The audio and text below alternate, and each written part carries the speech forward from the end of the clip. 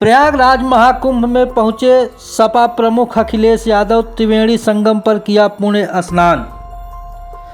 कहा, हमें राजनीति में नहीं पड़ना, जिस दिन मां गंगा ने बुलाया हम आ गए।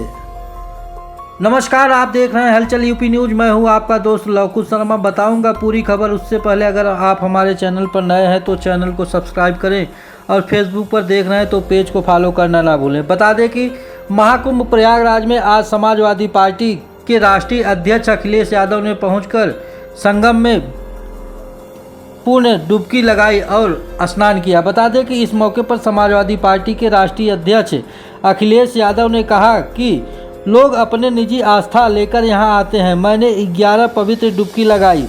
विभाजनकारी और नकारात्मक राजनीति के लिए कोई जगह नहीं है।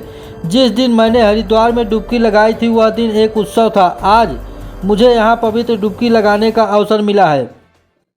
सरकार में बैठे लोगों को इस आयोजन को खेल आयोजन नहीं बनाना चाहिए। मैंने देखा है कि बुजुर्ग लोग जो विभिन्न स्थानों से आ रहे हैं, ऐसा प्रबंधन होना चाहिए था कि किसी को किसी प्रकार की कोई कठिनाई नहीं होनी चाहिए। बता दें कि इस मौके पर अखिलेश ने कहा कि मां गंगा ने मुझे बुलाया और मैं आ गया। जहां ये कुंभ जिस स्थान पर संगम है, 3 नदियां मिलती हैं, गंगा, यमुना, सरस्वती। हमारी यही कामना है कि सौहार्द, सद्भावना और सहनशीलता बनी रहे।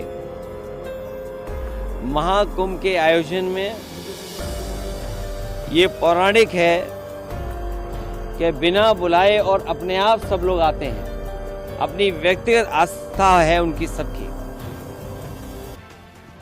आज हमें भी मौका मिला है। मैं आज महाकुंभ में स्नान कर करके जा रहा हूं। मैंने 11 डुबकी लगाई हैं। सर, यूपी का बंटवारा नहीं होना चाहिए, क्या कहेंगे आप? देखिए, बंटवारे और नकारात्मक राजनीति के लिए जगह नहीं है। आज कुंभ का तो यही संदेश होना चाहिए, सकारात्मक संदेश होना चाहिए। और आज के दिन यही संकल्प हो कि जब कभी भी हमें याद आए कुंभ, तो हमें सौहार्द, सद्भावना और सहनशीलता हमेशा बनी रहे।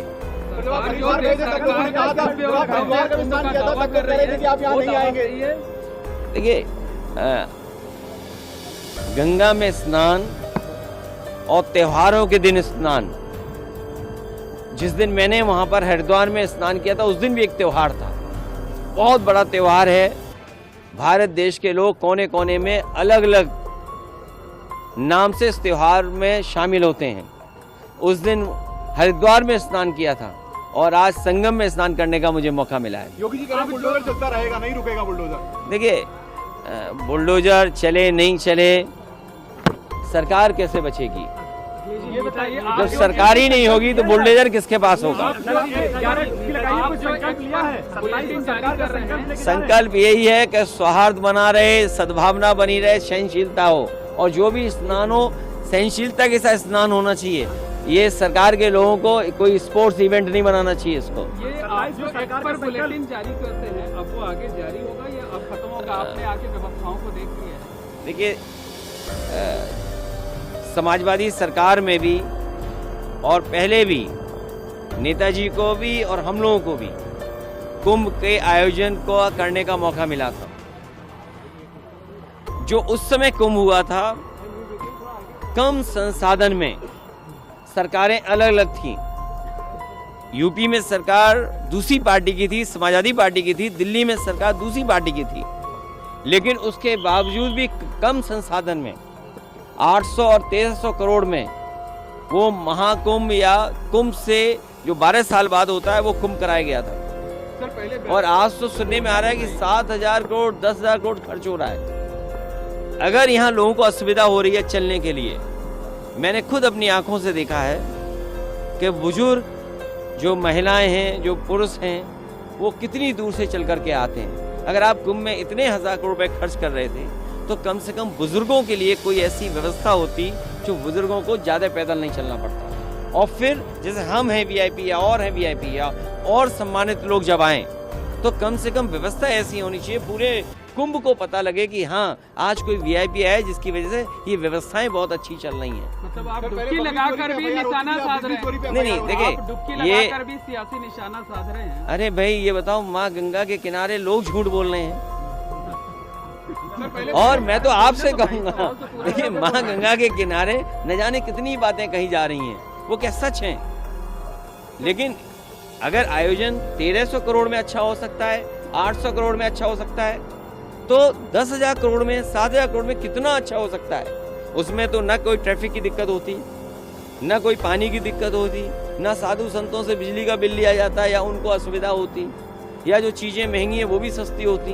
अरे इतना कुछ हो सकता था 10,000 करोड़ में। और फिर तो दिल्ली की सरकार भी उनकी है और वो भी अर्थव्यवस्था कहाँ पहुंच रही है, तो 10,000 करोड़ और मांगने चाहिए। हमारी मांग है उत्तर प्रदेश सरकार को दिल्ली सरकार 10,000 करोड़ और रुपए दे, जिससे हाँ महाकुंभ के आयोजन के लिए, जिससे यहाँ की ट्रैफिक व्यवस्था अच्छी हो, बुजुर्ग हों, महिलाएं हों, बच्चे हों, उनको बहुत दूर से अपने सर पर, अपने कंधे पर सामान रख करके न लाना पड़े, कोई सुविधा हो जिससे यहीं पर आ जाएं। और साथ ही साथ दिल्ली सरकार जहाँ बजट दे 10,000 करोड़, और वहीं ये जो किला है वो भी उत्तर प्रदेश सरकार को दे दे, क्योंकि यहाँ परंपरा ये है कि लोग दान कर करके जाएं।